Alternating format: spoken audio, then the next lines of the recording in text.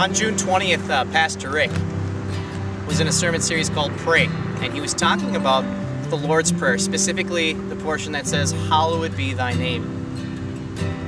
He talked about how we can pray God's name to be hallowed in several different situations. He talked about praying in our own lives that God's name would be hallowed in our lives and in the lives of our friends or family, that God's name would be hallowed in our city and in our country. Well, this idea of God's name being hallowed was running through my head that whole day. And that day was also the Water Carnival Parade.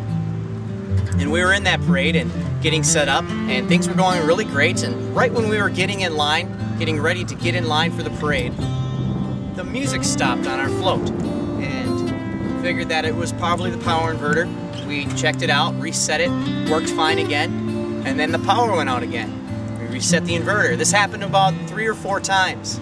We thought, well, maybe it's overheating, so we took the power inverter away from the engine and set it on the outside, and I had the idea, well, why don't we pray for it? Why don't we pray for the power inverter and ask God's name to be hallowed through this event, through this power inverter, through this whole situation? And so we prayed over it, and I thought it was a really dumb idea, but it must have worked, because we never had we had music the whole time, and we never had to worry about it. And it was incredible because we got through the parade with our music, and we got back to church, and we got the the float all taken apart, and we went back out to our house to park the trailer.